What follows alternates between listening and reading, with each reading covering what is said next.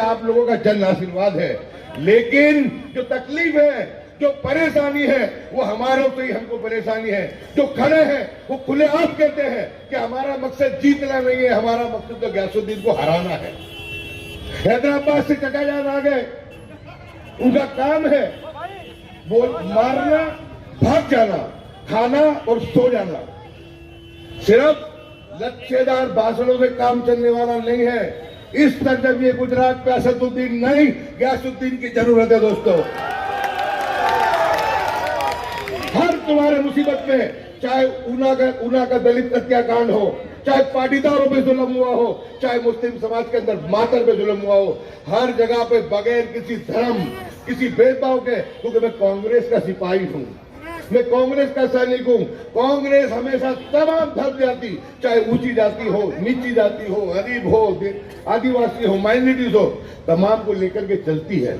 ये आपकी एक विधानसभा ऐसी विधानसभा है कि जिसपे 9 कार्यालय चलते हैं, 9 कार्यालय, क्योंकि पूरे गुजरात में भी मुझे जाना पड़ता है, विधानसभा में भी जाना पड़ता है। 5 मेरे म्युनिसिपल काउंसिलरों के कार्यालय है। नीरव बख्शी का है, इम्तियाज प्रमुख का है, हमारी बहन माधुरी का है, हमारे अकबर भट्टी का है, हमारे जुनेद भाई का है, हमारी जो समीरा बहन मार्टिन है उनका है, मोना बहन प्रजापति जो चुनाव हार गई लेकिन फिर भी अपना कार्यालय को बैठी है। एक बार जोरदार तालियां बजा दो। कांग्रेस पार्टी दोस्तों पिछली बार भी जीते थे, पिछली बार भी जीते थे। हमारे 9 कार्यालय पूरे हिंदुस्तान में किसी एक विधानसभा में नहीं होंगे, 9 कार्यालय, और उस पर 100 से ज्यादा कार्यकर काम करते हैं। दोस्तों रही बात, कल इतना हैदराबादी चचाजान ने झूठ बोला कि बिल्किस बानो में कोई बोला नहीं, मातर में कोई बोला नहीं। आपने तो चचाजान सिर्फ ट्वीट किया था, ट्वीट।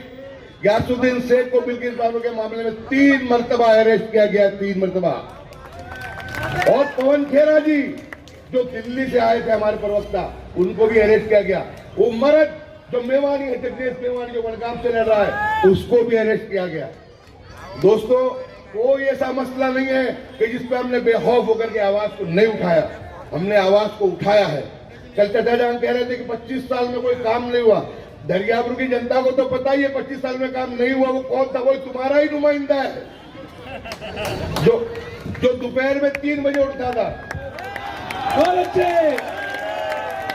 तो चचाजान पहले थोड़ी तहकीकात कर लो, उसके बाद बोलो।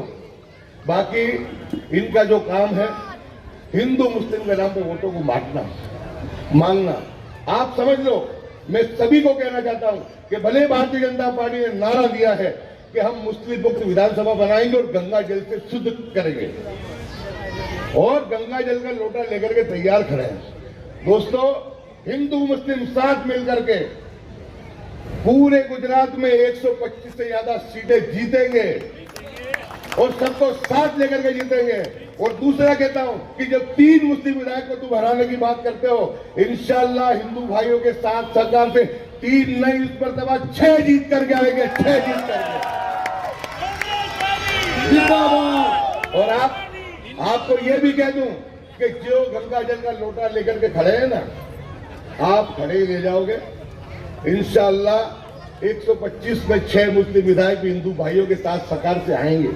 वो वागरा हो, वो सूरत हो, वो वाकानेर हो, वो अबड़ासा हो, बाजू की जमालपुर हो या दरियापुर हो। और हम हमसे कहते हैं कि हम इस मरतबा गुजरात विधानसभा में तुम तो गंगा जल से नहीं छाटोगे, हम गंगा जल भी छाटेंगे और आगे जमजम भी छाटेंगे। पिछली बार भी जीते थे, 3 बार जीते थे, 4थी बार भी जीतेंगे। दोस्तों बुजुर्गों साथियों, बहुत गहरी साजिश है, बहुत गहरी साजिश है। ऐसे ऐसे सांप जो है वो बिल्ले से निकल के आ रहे हैं, लेकिन ऐसी ऐसी साजिशें बन रही है।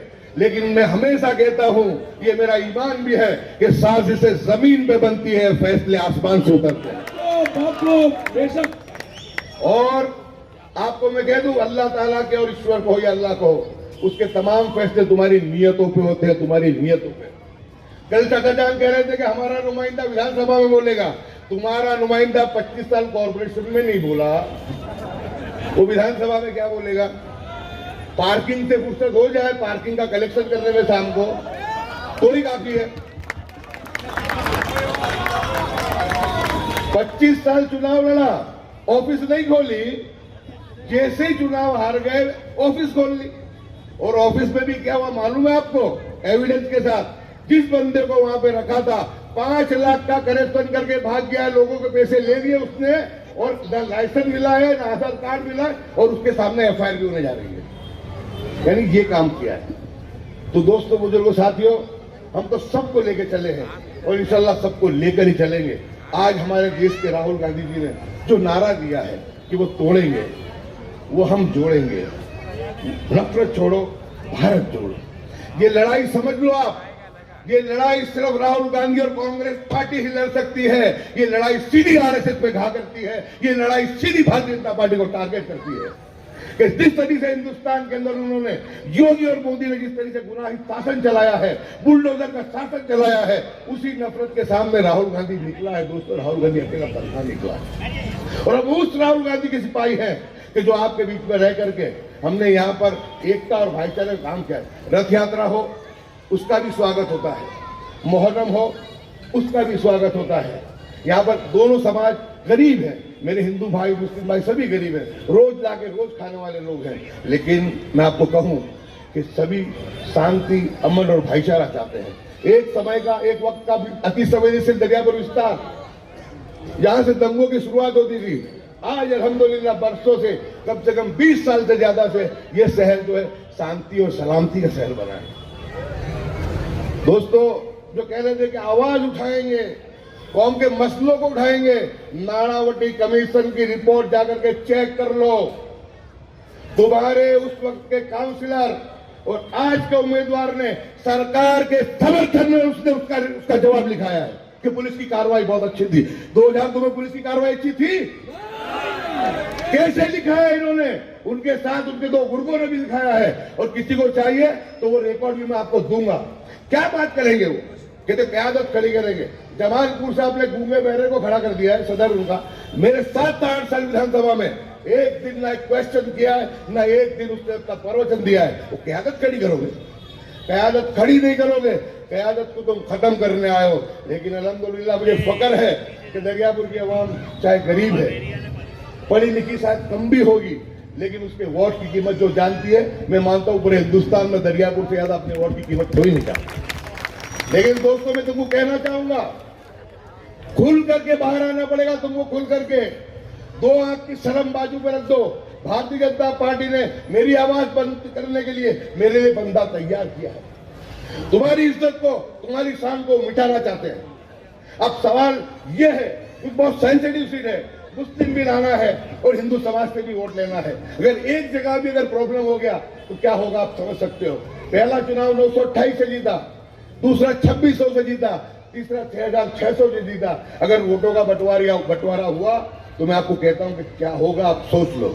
जिस मकसद से लोग खड़े हैं उनके सामने खुल करके डंके की चोट पे आगे कहना पड़ेगा कि क्या हमारी माँ बहनें जो भारतीय जनता पार्टी जिस उम्मीदवार को टिकट दी है वो दंगा कराने वाला है, उसके सामने एफआईआर मैंने दर्ज करवाई है। 2007 से 2009 तक उसने नागौरवाड़ में दंगा करवाया था। लेकिन दोस्तों, जैसा आपका प्यार है ऐसा मोहब्बत है। मैं आपको कहूं कि मैं जो चुनाव लड़ रहा हूं, मेरे से डबल ताकत से नीरव बख्शी चुनाव लड़ रहा है। नीरव बख्शी, एक मरतबा जोरदार तालियों से नीरव बख्शी का स्वागत करो।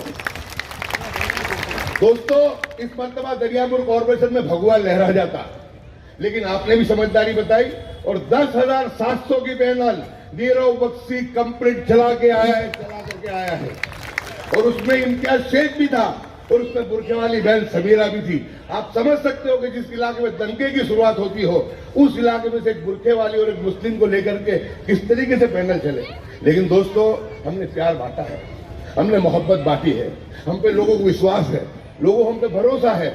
और इस मरतबा मैं आपको कह दूं कि इंशाल्लाह इस मरतबा की लड़ाई भी अल्लाह और ईश्वर के सिवा मुझे कोई हरा नहीं सकता जब तक आप लोगों के साथ है।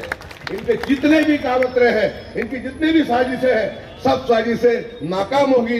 लेकिन लिमड़ी चौक के नौजवान को कहूंगा कि आप लोग जो माहौल पैदा करते हो वो माहौल दरियापुर में बनता है। ये दरियापुर का माहौल बनाने में लिमड़ी चौक का बहुत बड़ा रोल रहता है।